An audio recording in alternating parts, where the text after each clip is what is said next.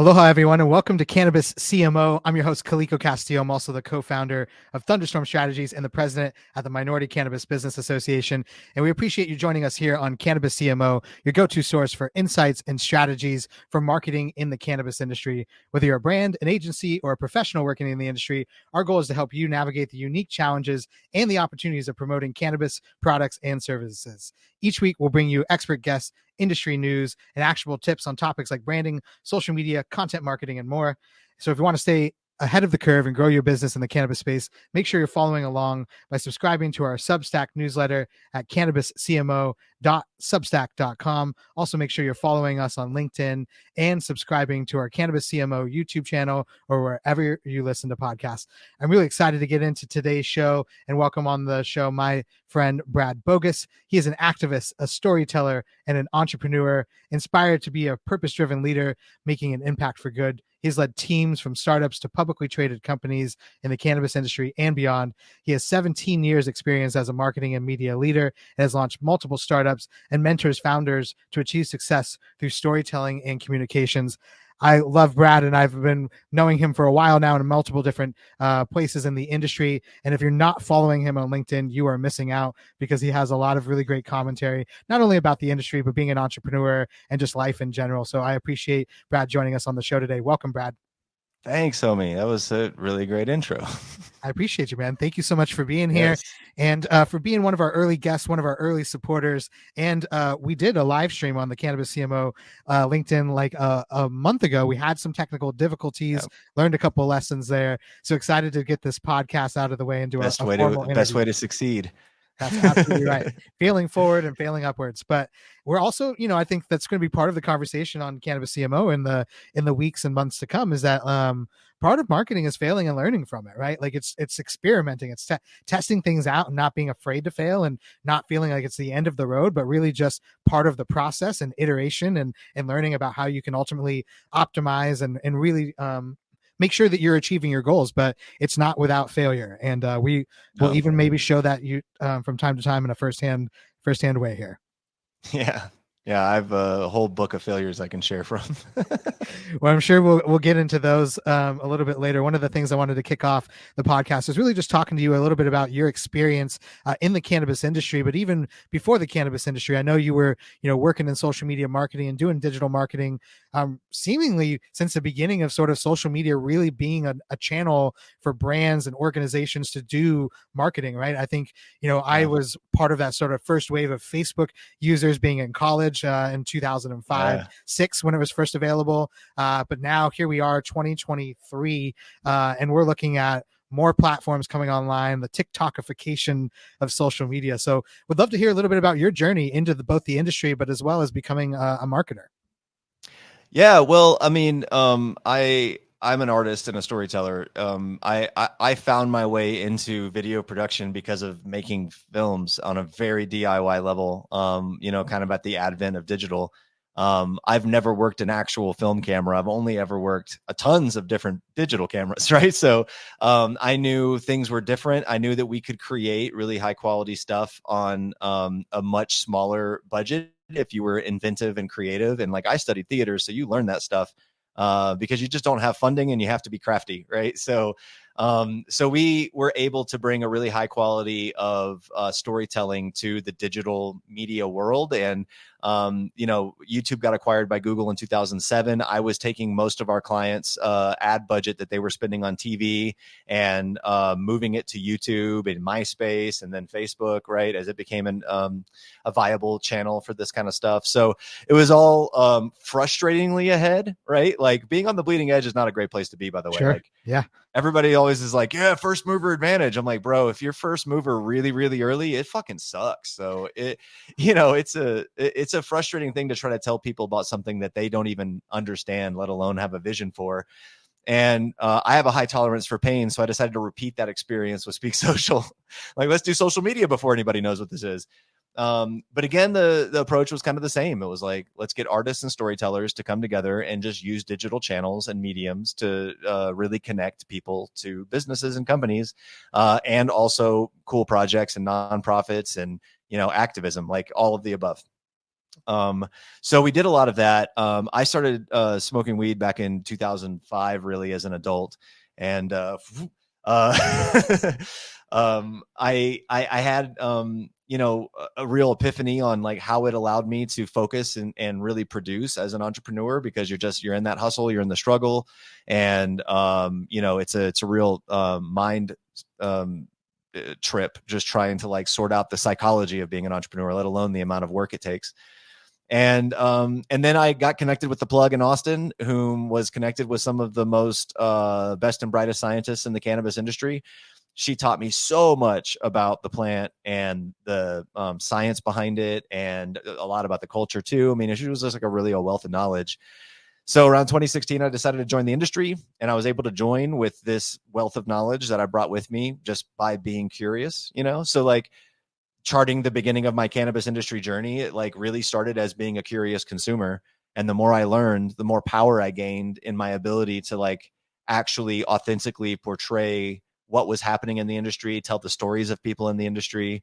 And that really appealed to me. But really what it was also was my interest in social justice and in repairing the war, the ills of the war on drugs. I saw the cannabis industry as one of the most viable strategies to really accomplish that when you compare it to any other industry. So, my passion was behind it for that reason, along with the knowledge. And then 2016, I joined. Yeah, I mean that's awesome, and like you said, like living in Texas, right, of all places where you're starting to sort of get into the industry, it's still not legal there, right? So it's interesting right. that like you also were kind of in the thick of some of the heart of prohibition in sort of this country, and starting to kind of be interested in that early enough that you were ahead of the game. So it's also cool that you were able to take sort of this experience that you had in regular digital marketing and being early to that, and really being, like you said, a first mover, even though it's tough, then to kind of get into the cannabis industry when it's still relatively early, right? We're now in 2023, nearly 11 years since the first legalization bill was actually passed in Colorado, and your now home state. And it's wild to sort of see that even in that sort of 11-year span, we're still at the beginning, right? We still have places like Texas and elsewhere that are not sort of seeing legalization yet, and how really like digital marketing or digital, I'll just call it digital communication, is like, it's also digital organizing, right? And I think that's how I kind of also came into, I put marketing in quotes because I never considered myself a marketer. I came into this as an activist, and I was using the internet to organize people, right? And then I was like, oh, there's other things you can do with this. So I'd be really interested to sort of hear, like, when you first stepped into it in 2016, it's just, a handful of years since the first legalization state. California is just legalizing. What did that look like when you were sort of first getting into the industry and really learning what it's like to start marketing in the cannabis world? It was it was like being in 120-degree weather and jumping into a frozen lake, because all of the digital tools that I understood and knew were not available to me. Just like, wait, I've got to do print advertising.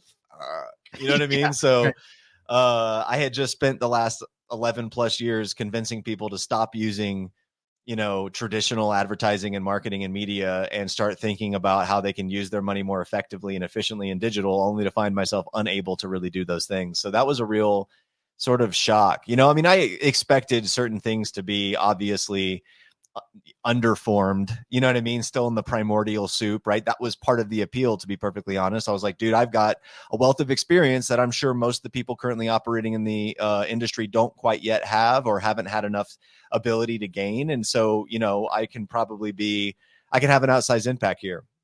And it was a little bit of a shock to know, just how many restrictions there were. But what was funny is, because I had that experience, I very quickly found ways to get through those restrictions. When I was working at the Cannabist, which was my first role, we were creating sponsored content campaigns for brands that worked with us, and placing Facebook advertising, even though that ad account had been banned before and shut down for all the reasons. Like I was able to pressure test it like a raptor on the fence in Jurassic Park, right? You know what I mean? I was just like, try this, try that, use this angle, use that angle. Don't say this, don't say that. Let's really experiment and figure out what works here.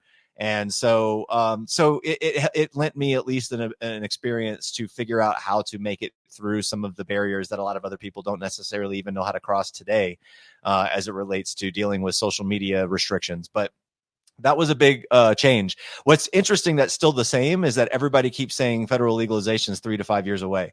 I've heard 3 to 5 years away from 2016 to 2017 to 2018 to 2020 to 2022.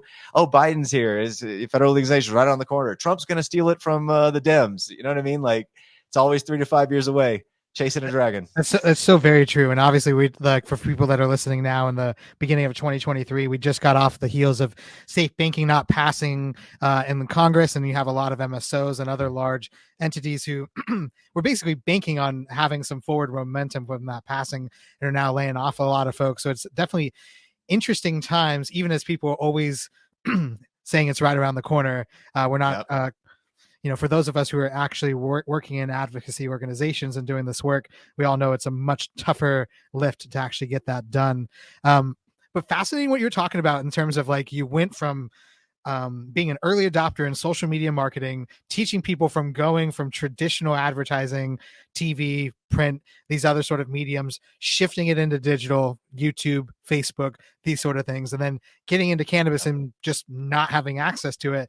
And obviously a lot of us who have been in this industry for some time have probably cussed people out plenty of times about the sort of aggravating factors that come around with sort of dealing with this space. But I think it's really interesting, as you sort of talk about, it's really kind of having to go back to the basics again. Okay, well, I got none of these options. Here are the options I have. So what are we going to try to do? And even with the ones that are not available, still being able to try to find a way through it, right? Which I also think is super fascinating, because the cannabis industry is sort of born out of this sort of MacGyvering our way through whatever the situation is, right? Whether it's the legalization laws or whatever it is, we always sort of find a way. So I think it's really fitting that you would be having to come into this industry and become scrappy, right? Like it's just naturally, no matter what it is you do in this industry, it's just kind of there's an element of you just got to figure it out. That's right. Yeah. I mean, previously, like, let's say I was working with a new company, launching a new brand or an invention or something. We did a lot in the crowdfunding space for a long time with Indiegogo and with Kickstarter, and raised hundreds and hundreds of thousands of dollars for multiple different startups. So, the playbook is pretty simple at that point when it comes to who is our customer, who's going to buy the thing that we're creating, how do we test that out? How do we figure it out? And you're like, oh, that's cool. We're going to set aside, a few grand and do some ad tests, probably on social media, because Facebook just happens to be one of the most efficient places to do a quick A/B test across multiple different ad sets. And let's zero in on what works from a content perspective, a messaging perspective, a product fit perspective, and an audience, targeting perspective. Let's get an understanding of those audiences, build some lookalike audiences around them. Let's further expand upon whom we could market to, right? And you could get all that done in a week and a half and a couple grand at most. And that's being somewhat aggressive. You can do it for even less.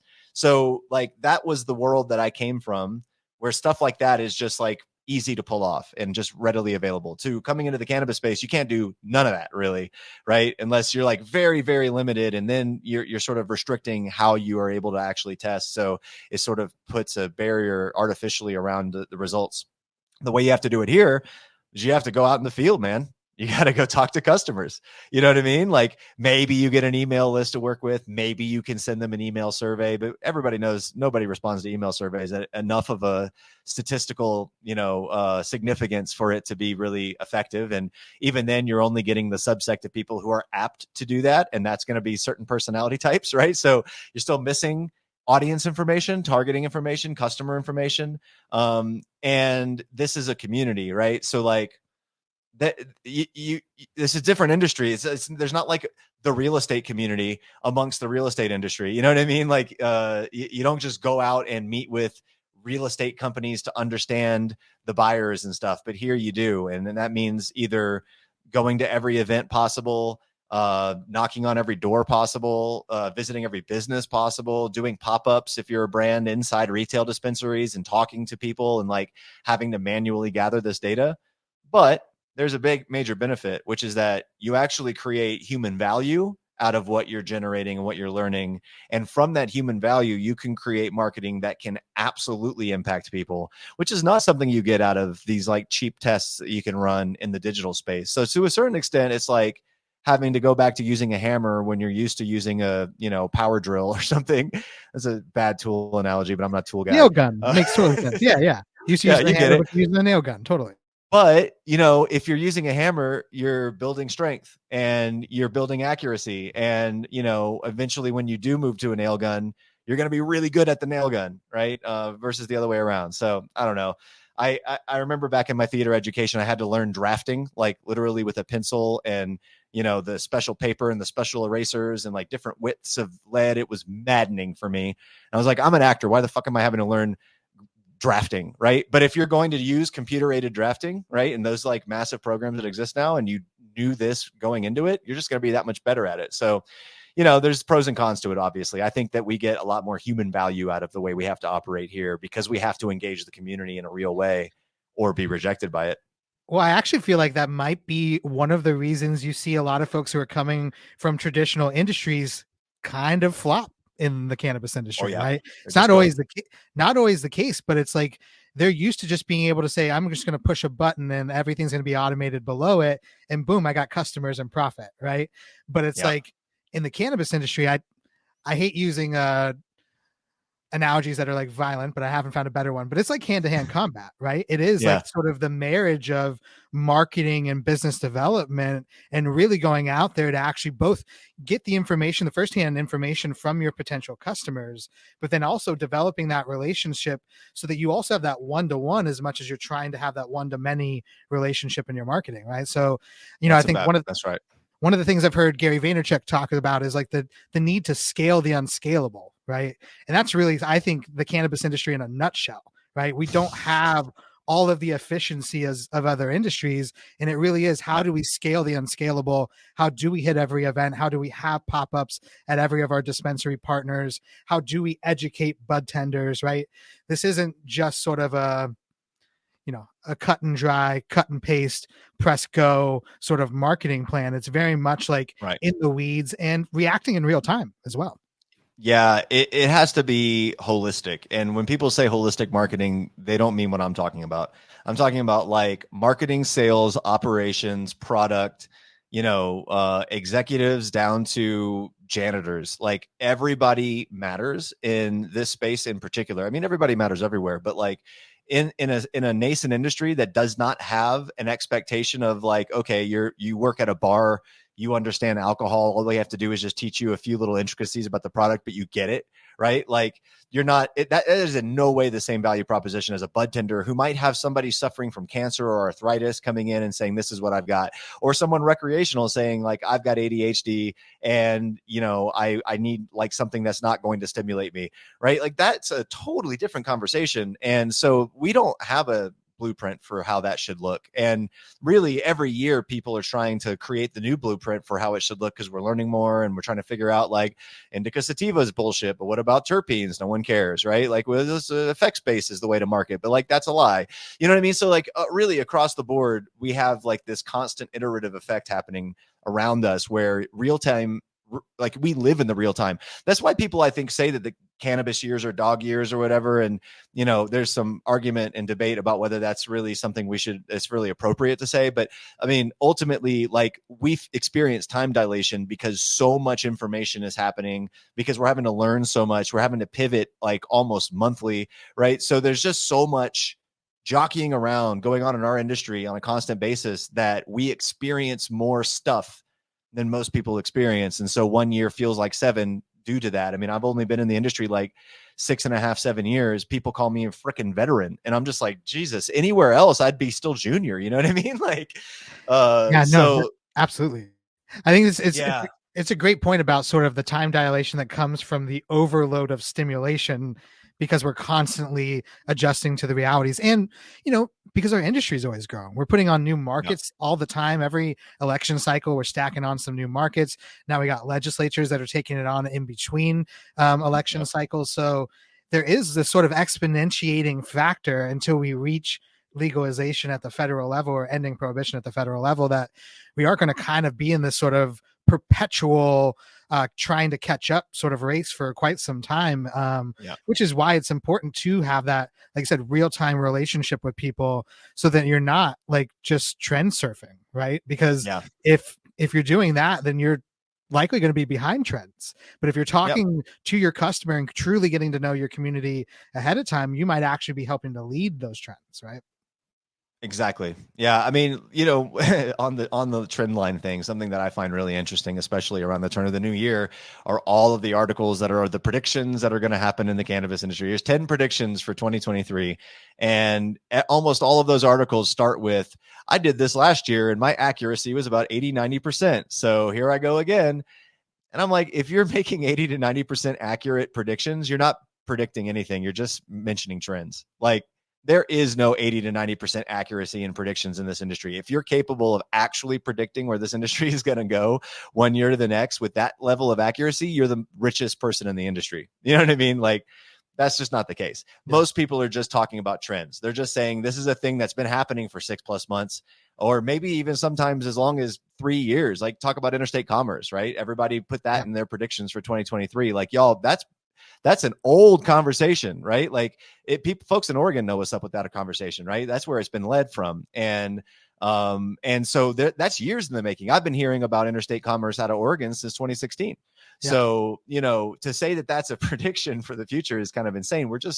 People are very slow to catch on to the trends here. How do you get in front of those trends? You have to be in those markets, right? Like, I physically was in Oregon every single month, every week for like 2 to 3 days a week for 10 straight months, or maybe up to a year. A lot of people in Oregon actually think I'm a native Oregonian because of this fact. Sorry, I shouldn't say native. I should actually say that I just am a resident of Portland and grew up there. You get it. And so, like, that's how much I was in that space. That's why I'm so intimately familiar with the interstate commerce progress and effort behind it from an advocacy level.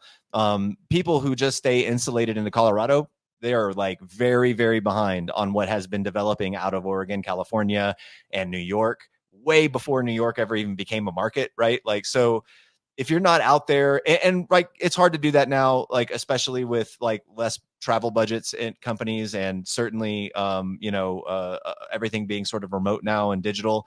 But LinkedIn is a great place to do that right this moment, right? So, like, we're really hitting our stride as an industry on LinkedIn. LinkedIn has actually sort of embraced us comparatively to the other ones, and so you can actually stay plugged in. You got to dedicate a lot of time to it. But, it's there to get. And I certainly dedicated more time than I'm spending on LinkedIn traveling to Oregon every single month to learn about these things. But I learned cutting edge cannabis science, chemistry, growing methodology, how vertical integration versus, micro licensure is, a pro or a con. I got to see what, an oversaturated market looks like. I got to see what an undersaturated market looks like when I was in Michigan, right? Like, when you really get down in the dirty, down in the trenches with each one of these major markets, you start to learn all of the nuance and intricacies that can affect each one of them. And then you start to unpack situations like federal legalization, and you realize what a cluster that's going to be if it ever actually happens anytime soon. So, yeah. Yeah, no, that's a great point about being on the ground and really like understanding the markets and just trying to be everywhere, even though it's a lot, right? I feel like it's one of the reasons why I'm starting this podcast and doing some other projects is really like, we had the pandemic, and then I became a new dad. I know you're a relatively new dad as well. So it's like kind of taking me off the road a little bit. And I feel also I don't have my finger on the pulse as much as I used to when I was traveling all the time. Right. And so, I do think it's really important to be checking in with people all over the place and not just focusing on your market, but figuring out what's happening in other markets. Are there markets that came before me that might be hitting some sort of growth cycles that I should know about ahead of time, right? And sort of if you can chat with also people in other markets like that, you get to learn those, and like you said, be ahead of the trends and hopefully save yourself the headache of not running into the same sort of issues that a lot of people see, because a lot of this is cyclical right now, right? We're watching a lot of sort of, the boom and bust cycles of markets taking off and then petering out because we don't have interstate commerce, because we don't have a national marketplace, and we have a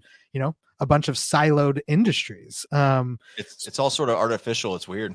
Yeah, absolutely. Right. And I think like one of the things that Adam Smith from the Alliance for Sensible Markets, who's been pushing this conversation around interstate commerce for a long time, has really talked about sort of the inefficiencies of the current state, right? And that we have, these multi-million-dollar indoor grows that are being set up on the East Coast that are kind of or in the desert.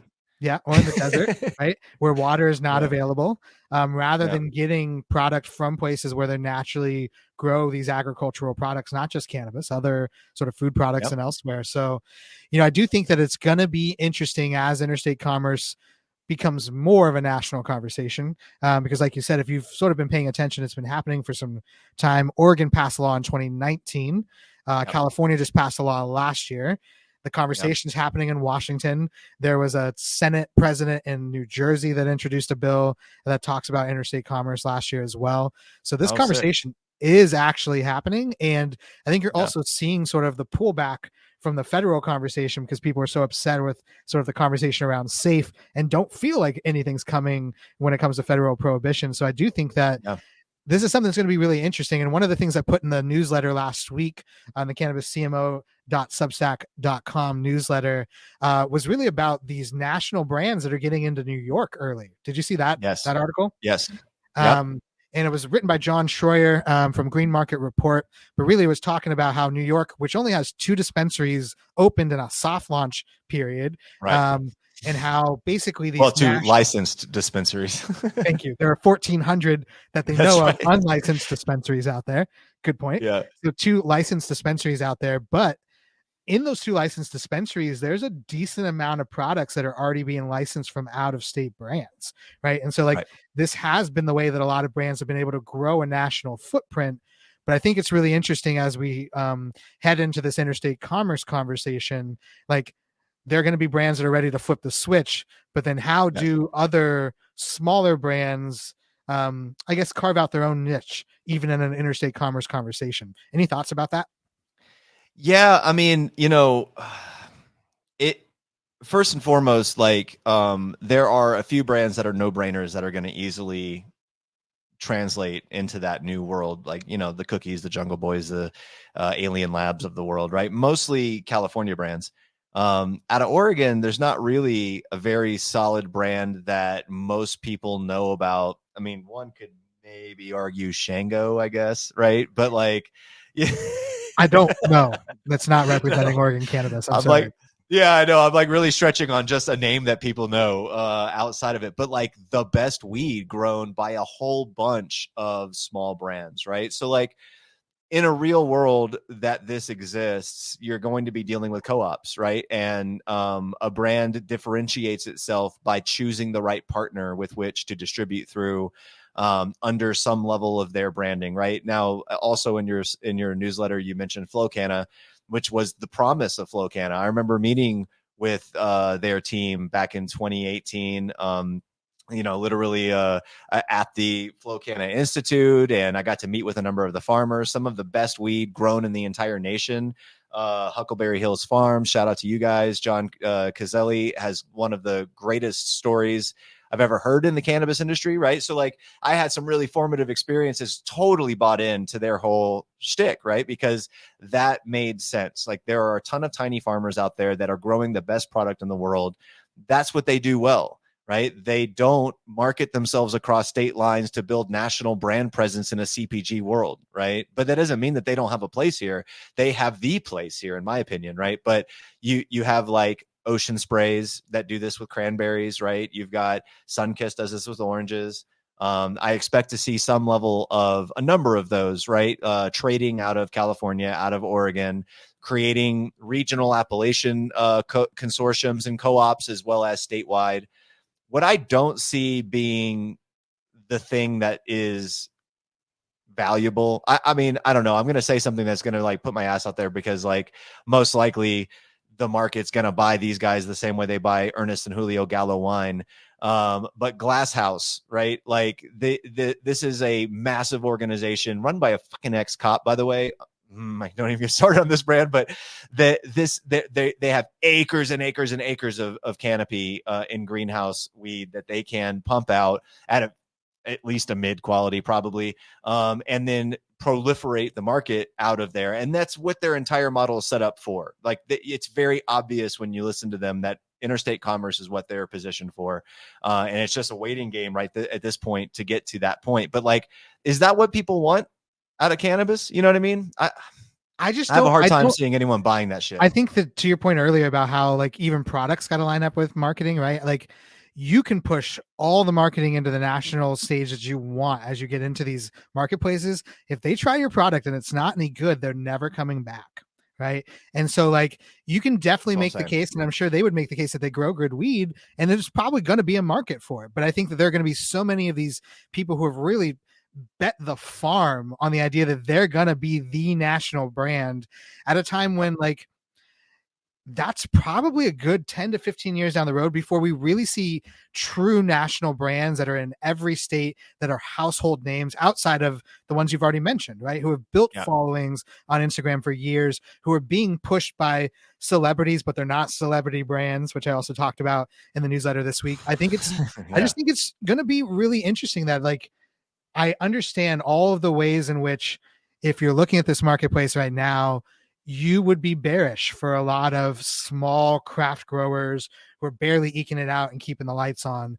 But I do think, to your point, that if you can have this collective sort of marketing power and really be able to sort of do what Flow Canada was trying to do, um, I'm not going to pretend that I know the answer of how to have not Yeah. done what Flow Canada did, but I do want to say that like the opportunity to create sort of that shared sense of future, I think is really where it's going to be. Because to your point, people can't afford sort of the marketing that Glasshouse or some of these other brands have, but they have every bit as good, if not better, product. And Yeah. if they were able to get that word out, they would do really well. And so I'd actually love to sort of chat a little bit while we still got some time about what you're doing now as a fractional CMO, because this is a newer concept to me. I got hit with some ads a couple of years ago by some people who were putting out Yeah. courses around fractional CMO, and sort of that was the first introduction into the idea that like, oh, I can kind of help multiple people really come in over the top and help them with strategy. But can you talk to me a little bit about your evolution into moving into this sort of fractional CMO role and how you see Yeah. that fitting with folks in the industry? Yeah, I mean, I first off, I hate the term. I remember hearing it a few years ago too, Sure. initially, and I was like, fractional. Oh, it's like part time, bro. Like, you know Sure. what I mean? Yep. Way to overinflate your own ego by using these terms, but it's also the term that everybody expects. So it's like, fuck it, whatever. I'm not going to fight that battle. I've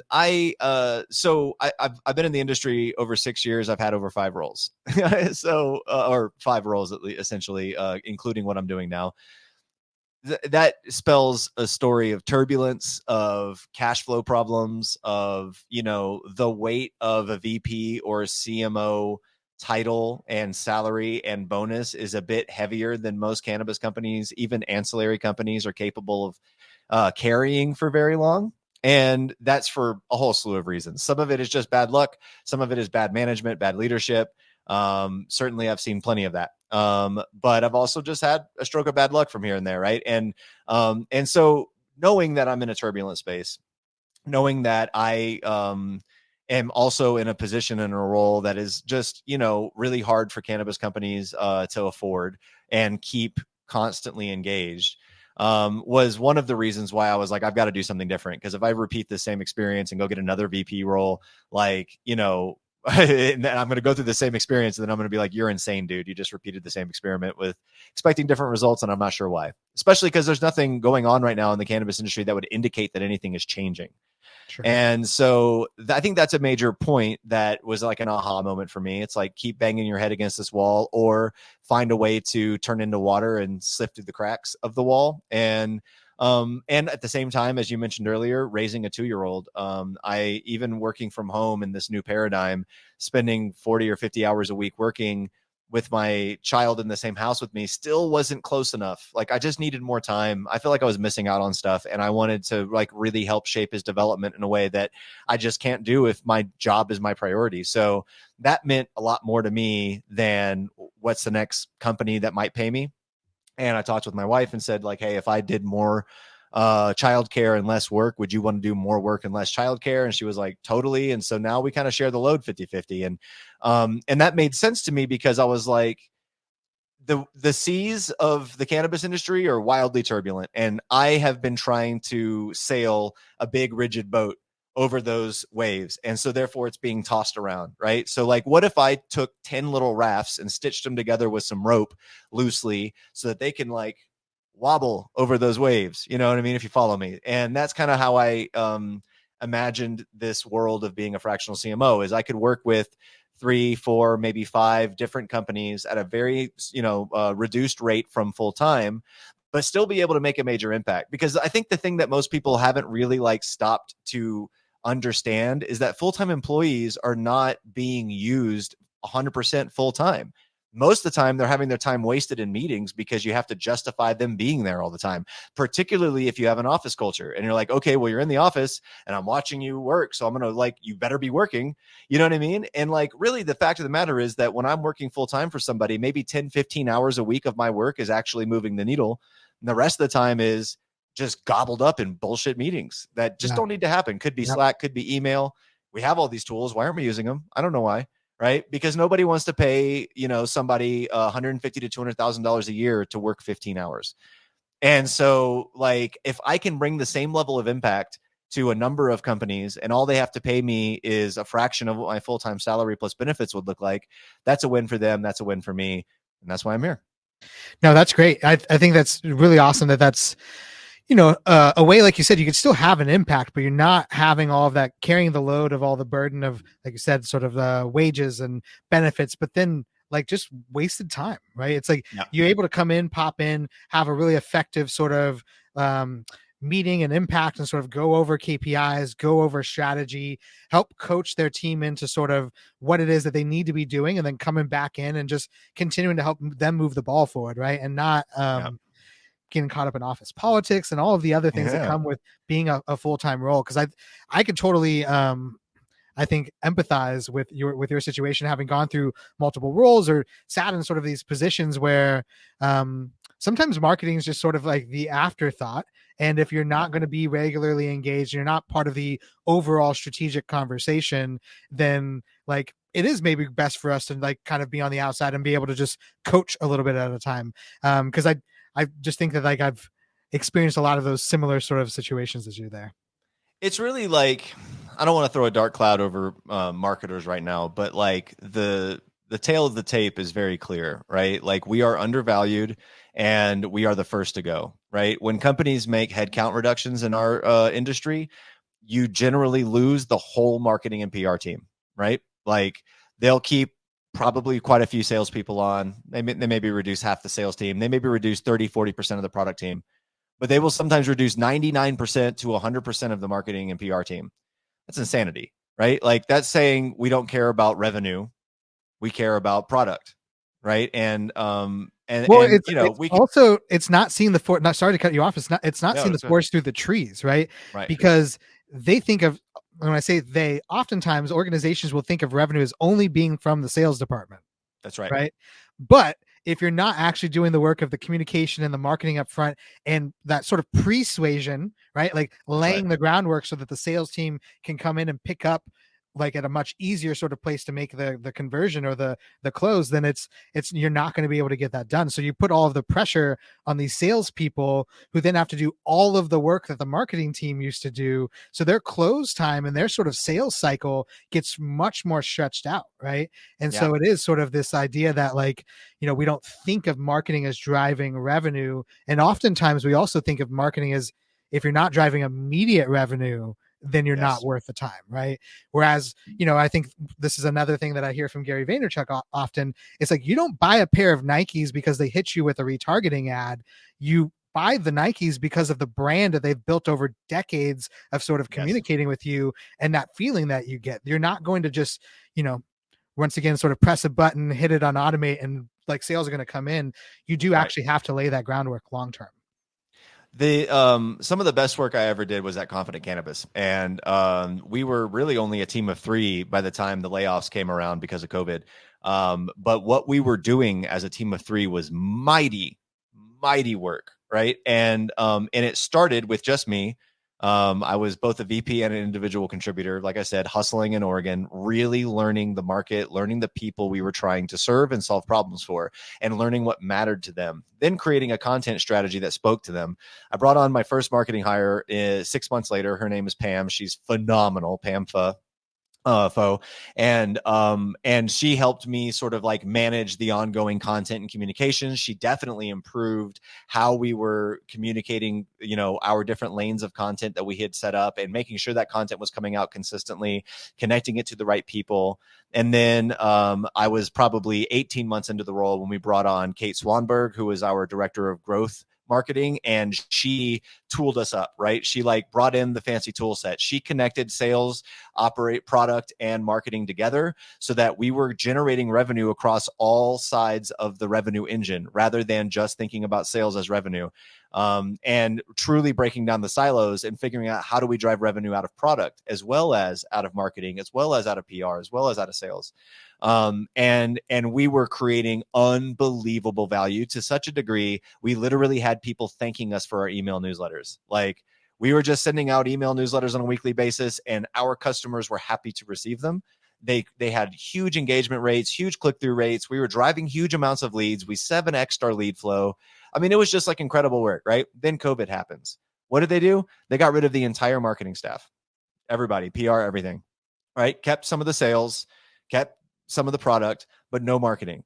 When you've already got something so well tuned and so well set up, to make this decision is disastrous, because what's going to happen is, like you said, everything now is in the hands of sales and product. They're going to make a total mess of that system because they don't understand that system. That's not what they do well. And so by the time you do bring marketing back into the fold, they've got to untangle the most awful Christmas light wire bundle that you've ever seen in the tool sets and the content. They basically have to start over, right? So like, it's really short-sighted thinking, but it's happening and it's rampant, and we can complain about it all we want, but this is the way it is, right? So if I was to like say, like, here's what I see in the industry for us as marketers, and here's what we need to start thinking about as marketers, this isn't going to hit for everybody, but in my opinion, we know how to communicate, we know how to sell, we know how to get people excited about things and to promote those things. Maybe we should be doing this for ourselves, right? Maybe we should stop doing this for people who don't value us, who are going to cut us out under the knees every single time they get a chance just to show short-term profitability, right? Like, there's no reason we should continue to subjugate ourselves to these people when we can absolutely do this job for ourselves, maybe create our own businesses, create our own products, join forces and figure out how we might be able to do something on our own and on our own terms. And therefore, control our destiny rather than continue to be at the whims of a very fluctuating space that has no value in what we do. Yeah. I mean, I love the call to action. I think it's actually very important right now that we do defend our skill sets and defend our part of the industry. Right. And I think that like one of the things that you're saying is like, what happened to Confident Cannabis is happening right now in plenty of other places.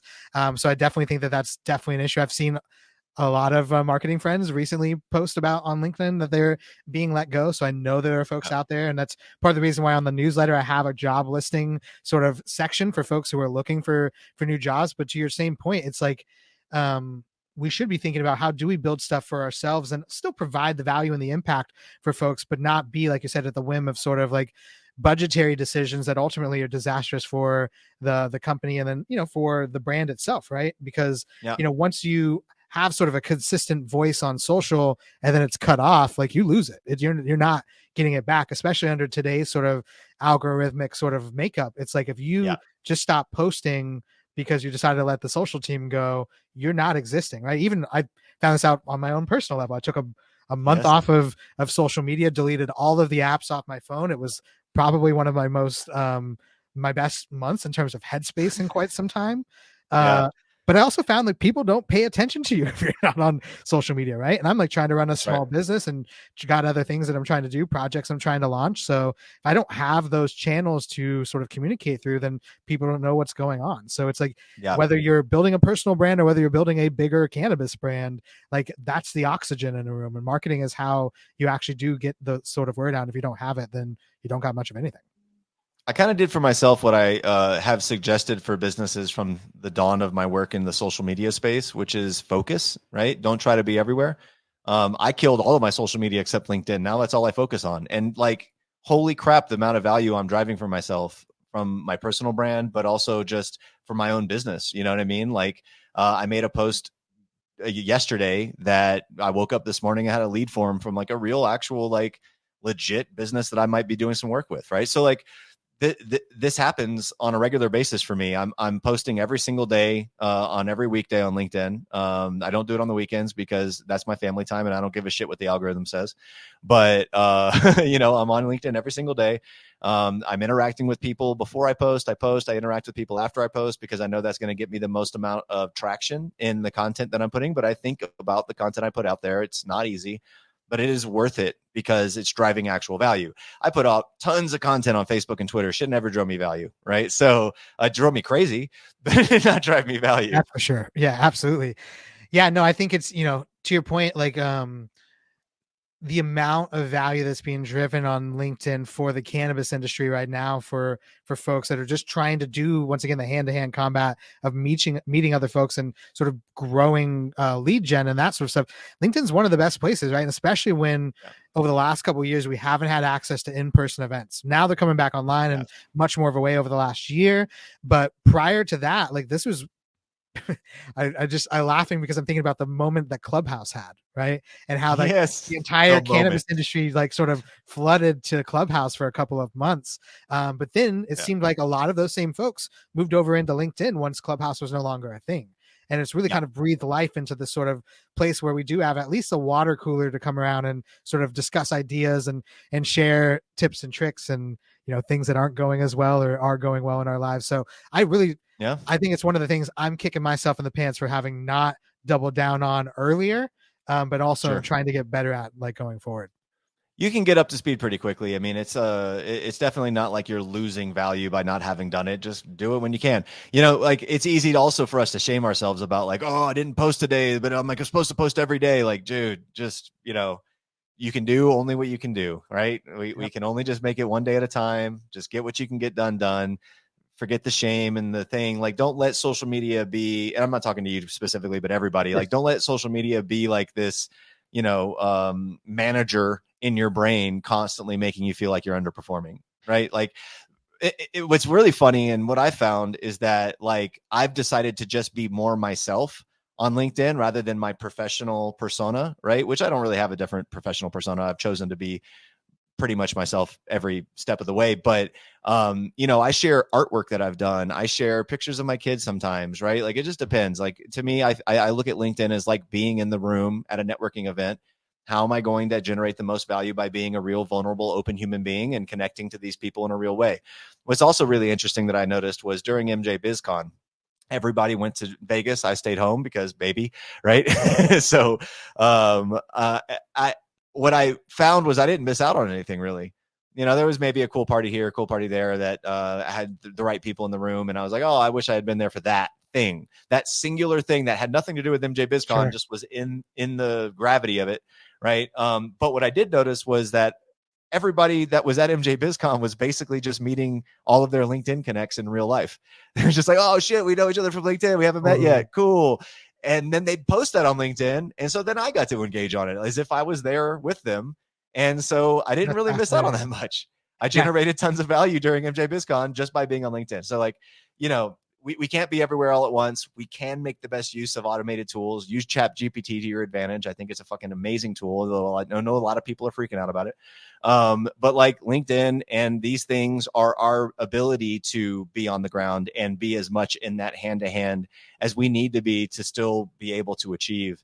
And it also allows us to build better on our own, right? If we can, I just saw an AI tool, by the way, that you can give it the right prompts and it will build you Figma files of a mock-up for your app or website prototype. Dude, I saw that as well. That's fascinating. Yeah. Right. So, like, think about how easy it is going to be for us to start our own businesses now. When I say, like, us marketers need to take our lives into our own hands, our careers into our own hands, this is kind of what I mean, right? Like, not everybody's an entrepreneur. Not everybody can build everything, but we've got some tools to our advantage right now that, like, if we make really good use of them, we can bypass the turbulence of what's happening around us. We can prove our value to, in better ways than trying to have to constantly appeal to execs who are just like, la, la, la, shareholders, la, la, la. You know what I mean? Investors, oh, they told me to cut back, la la la. We don't need to do that anymore. Like that's us just bashing our head against the wall. And I understand some of us are going to have to keep bashing their heads against that wall, wear a helmet, but and get prepared for what you're going through, because you're probably going to be tossed around from one job to the next. That's fine. I've been in 5 of them so far since I've been here. I might take another one sometime in the future. For now, however, I'm really happy not doing that. I'm really happy commanding my own ability to do my own business with businesses. And what's kind of funny is that although they're paying me only a fraction of what they used to pay me individually, each one of them values my work way more than any of the companies I've ever worked for. And it's because it's just a psychological difference, I guess. I don't know. You know what I mean? It's a restricted cost for them. So they are more focused on our work and on outcomes. And as a result, our engagements aren't like fraught with, well, I'm paying you $100,000. How much are you making me? You know what I mean? It's like, just changes the equation a bit. Totally and it makes true. it a little softer, a little easier, and a little bit more validating and rewarding. So I'm seeing a lot of benefit from it personally. I don't know that everybody will, but that's why I'm doing what I'm doing the way I'm doing it in this current time and place. And that may change. It's all subject to change. I don't know. We'll see. But for now, it's my vibe. Well, I appreciate that perspective, man. I think that's, a great way for people to be thinking about, especially if you are in roles that you aren't feeling like you get the respect that you need, or that the company really truly values what it is that you're providing. And like you said, not everyone's an entrepreneur, but it is a time where it's never been easier to sort of start your own business and to go out and sort of to build these relationships with folks. And if you already have the relationships, it's easy to sort of turn it into your own business as well. If folks are interested in working with you, man, how do they get in contact with you? Like, where do you where do you send people? Me at bradbogus.com is my email address. You can just go to bradbogus.com and fill out the contact form there too if you want to kind of like see some of the stuff I've done both in and out of the cannabis industry. I put together this portfolio site around this time last year. It took me like months because I've was sifting through 17 years worth of career experience. Like, what do I want to showcase? I don't know. I'm not a website designer, so it is what it is, but serves a purpose. Or you can find me on LinkedIn. Like I said, I'm there. I'm there every day, so kind of hard to miss me. I think it's a great great website, and like the first photo when you open it up and you're like see you in the sort of like cannabis setting, super dope. So definitely make sure you guys are going to bradbogus.com. If you're not already friends with Brad on LinkedIn, make sure you send him a friend request. Like I said, he's always posting regularly, great content, thought-provoking content. I think, like I said, as both as new dads trying to navigate being professionals while having little ones, always trying to get in on our stuff. I think it's really helpful to also know that there are other people out there that are going through the same stuff as us. And always. Also, once again, I appreciate you being on the podcast, and everyone else for listening to Cannabis CMO on YouTube, on any of the podcast channels. You might listen to the podcast. Make sure that you are subscribing to our Cannabis CMO Substack newsletter. It's cannabiscmo.substack.com. We're going to be doing these regularly, putting out these episodes. But if you'd like to be a guest on this show, or know somebody who's a really great cannabis marketer that we should highlight, please make sure that you send an email to cannabiscmo@gmail.com. Would love to get you guys on the program, and make sure that we're able to highlight people from all walks of life and all perspectives here in cannabis marketing. But once again, thank you so much for joining us, Brad. Really appreciate your time. Absolutely. Thanks for having me. Yeah. Until we see everybody next time, thank you so much for tuning in to Cannabis CMO. I'm your host, Kaliko Castile, and aloha.